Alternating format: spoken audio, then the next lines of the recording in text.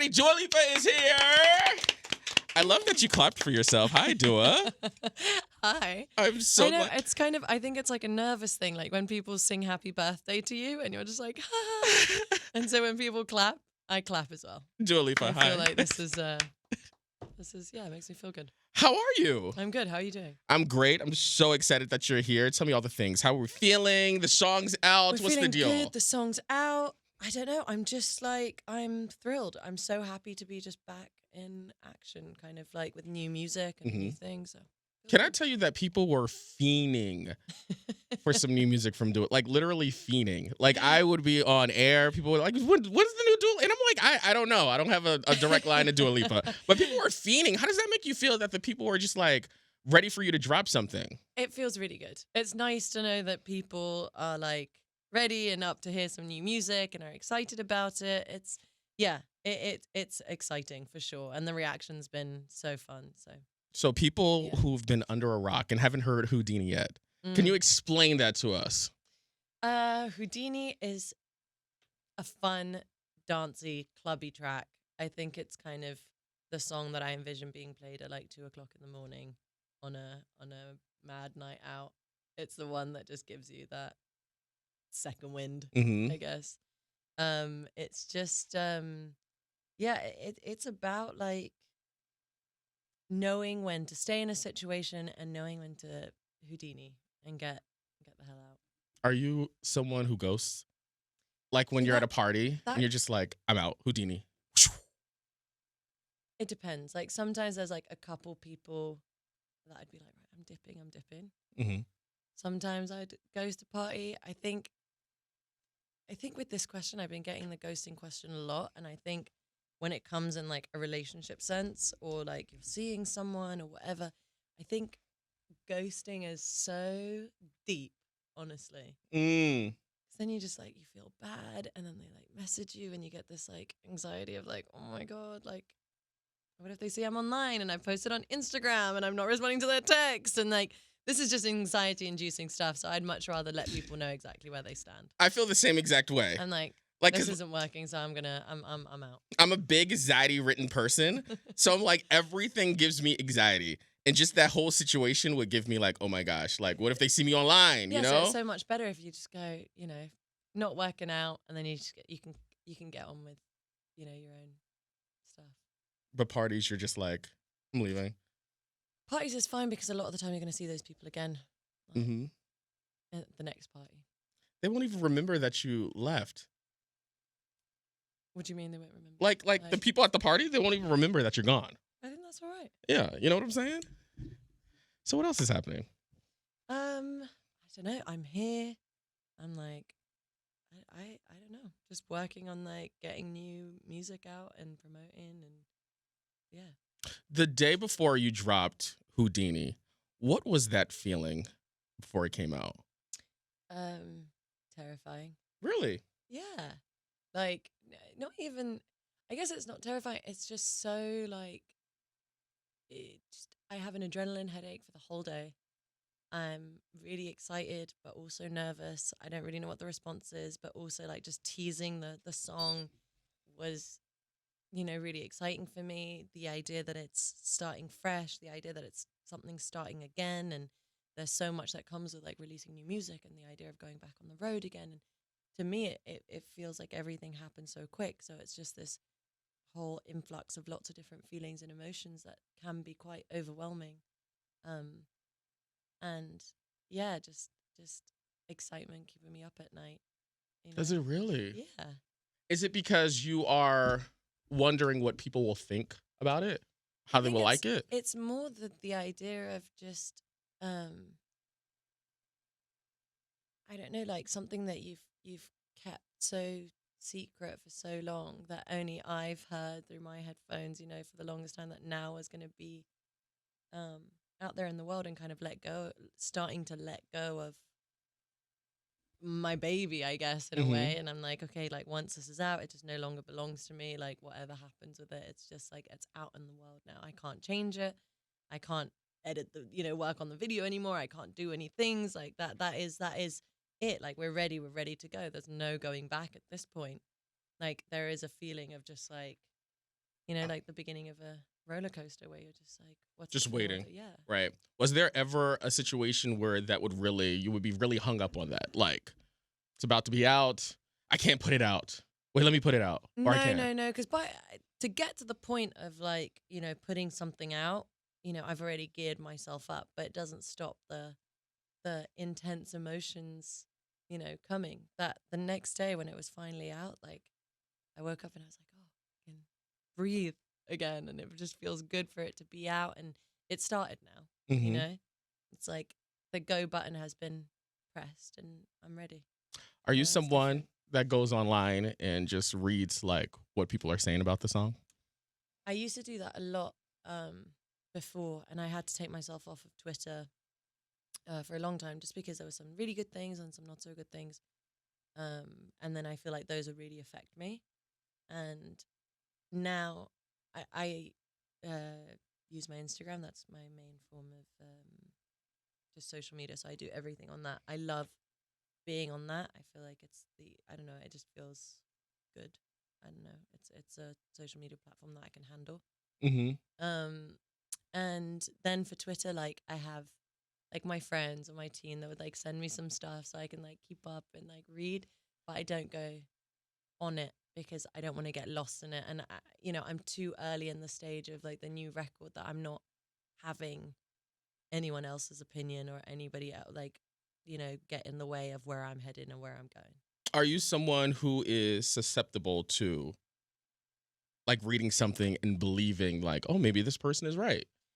No, well, I think it's just like a human response. Like if someone's going to be mean, then you're like, oh, like why does this person feel this way or whatever? And I think like you kind of just get to a point where you're like, this person has, doesn't know me, doesn't know anything about it. It's Right. just like feels that by saying something mean or something that is kind of funny-ish is like just social currency for online to make themselves get some extra retweets or whatever it is, that I've stopped giving that aspect importance. So I don't need to read it. I don't need to see it. It's like not helping me in any way. So I just don't want to get caught up in it. That's why I feel like social media isn't necessarily real. You know what I'm It's saying? definitely not real whatsoever. And I feel like like- people need to hear that. No, it's not real. I think that the things that some people say online when they're like with some kind of malicious intent or they feel like they want to like pull you down or whatever it is, it's like they're never going to go and say that to your face. I think that it's again, it's just like an outlet for people, which I think is fine. Everybody has to have their own release. I'm just like, I don't care to be a part of it. That's true. Everybody does need to have their own Like, release. you can do it. Is your release writing songs and performing and being on Yeah. stage? Yeah. And also spending time with my family and friends and like the people that I'm really close with. Mm-hmm. That is like the most like calming thing for me. Like I love just seeing my friends and going out for dinner and being at home and cooking and doing all that stuff. And then when I get to go and be on stage, I have they're very different experiences, but those are the things that bring me so much life and joy and just fill me up with like the best I don't know, the most like heartwarming or energizing feelings.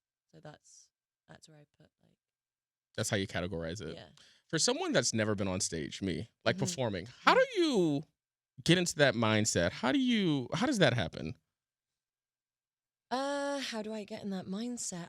I don't know. Like that, there are some moments where, um, before I get on stage, I do just kind of go, oh my god, I'm like, I have all this like adrenaline and I'm excited and I just I don't even know what's gonna happen. But then like the adrenaline kicks in, you're on stage. I just feel like I'm like a different person almost like invincible, and I feel so strong, and I feel really like it's a very I don't know, a very special place to like be in and to feel all that energy coming back at you from the crowd. Like I feed off that so much that when the energy of the crowd is so lively and strong, like I'm there with them all the way, and it feels like a very like unifying, I don't know, experience.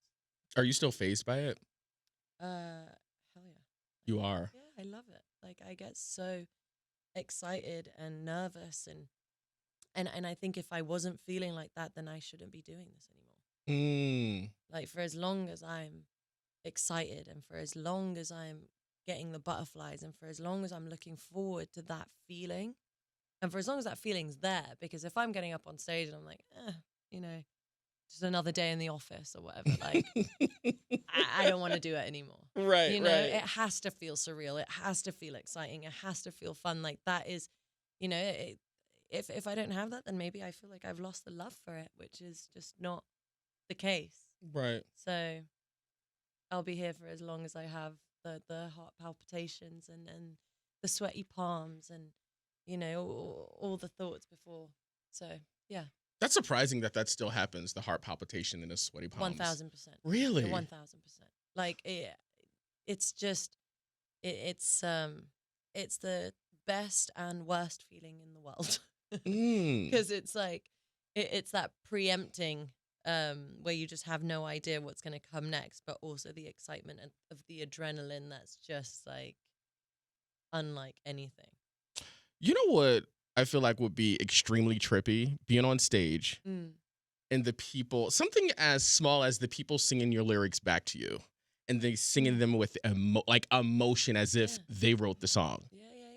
It's definitely a trippy feeling, and it's something that, I mean, it's quite common that, like, you know, and it sounds cliche, it's like the feeling, I think most artists go like the feeling of having your songs being sung back to you and singing them together. But it's just that energy going around and having, you know, sharing that with a group of people collectively, where all of a sudden, like, music is like the most common language that you all have between each other in that very moment that brings you together. What a dream, what a feeling, I don't know, moment of connectedness and unity and love in that sense. I don't know, I'm just really grateful for it all. When you think about the journey the song makes, and I think about this all the time, like, you're in your room writing said song, right? Go to the studio, you record said song, right? Said song is released on the radio. Yeah. People are hearing said song. Yeah. They're consuming it. They're loving it. Go to concert, singing said song back to you. Yep. Isn't that trippy when you think about that? The whole experience is unbelievable. And even when I think about Houdini, like, we wrote that song November 24th last year. And that's actually a fairly quick turnaround, you know, seeing it like 1 year later kind of being put out and the video done and whatever. But it's just like the whole process from start to finish is such, you know, it takes on such a journey in itself. And then when it's out, it takes on a whole nother life. And then the way that people consume it or the way that people react to it, that gives it a whole nother, you know, perspective and dimension. And then you get to perform it live. And then that also changes because, not, you know, the musicality of it also in a live element is different. And it just, I don't know, it just constantly, like, the song just takes on so many different lives, and it's a pretty unique experience. Absolutely. You know what I love? I was on Mark Ronson's Instagram, and he showed the whole process of Dance the Night, right? And the fact that you guys are watching this dance scene and, like, essentially reworking the that lyrics song. to Right, to the movement. So once they'd filmed it, because we had already written the song to the score and also to, like, a rehearsal video of them dancing. But when you see it in, you know, we put the screen up and we were watching, like, that part in the film, and we were, like, tailoring lyrics to the moves. Like, there was a moment where Margot goes like this, and it's like, okay, it's the come along for the ride moment. Yeah. You know, it felt like we were writing lyrics like a score to what was happening, to really kind of embed it into the film and into the story. A very new experience, but I loved it. I tell you, it takes talent to sit there and write something as the movie is happening. Well, it's just completely different. It was just like the wildest experience, and it was really cool, because usually while I write, I think about visual stuff of you know, whether it's colors or what, like, a video would look like or whatever, but to already have the visual in front and you to paint the story with it is really quite mind-boggling sometimes, a little bit, because it's like, oh, this is what it is, so now I have to make this fit in this world and hopefully do it justice. That's interesting. You mentioned that you see song colors in songs. Yeah, sometimes like Me too. you do? Yes. See, Like Houdini is a very like burgundy reddish to me. I love that. But I feel like a lot of the songs that I've written for this record, I saw them in a red, which is also why I dyed my hair red, just because I felt like it all went in like one fell swoop all together. But yeah, I don't, you know, when some, because it's like a clinical term, it's like synesthesia. I don't think I necessarily have that. I just like feel things in color sometimes. Like Blow Your Mind was blue for Yeah, me in my head. Me too. Okay, so maybe. Are you a water sign? No, I'm a Leo. Oh, never mind. Dua Lipa, what are you working on next? I'm just. Are you a water sign? Yes. You a Cancer? What are you? Pisces. Cute. You like Pisces? I do. I love Pisces. We love a good Pisces. um. Wait, okay, so you said you're a Leo. Yeah. Can I ask you this? Are you low key, do what you want when you want, hard-headed, if you will? That sounds about right. But I am like, I've got a Cancer moon, so I am quite gentle in a lot of instances. But no, I think hard-headed is probably like too intense. Like I think it really depends. Like I can be stubborn when I really think I'm right on something, but I do like, I don't know, I have a really firm belief in like collaboration and like learning to like listen to other people's opinions and then make my decision. So when you're being stubborn, and you say you like to be stubborn because you know you're right? What is the percentage of you being right? Oh, 100%. Shut up!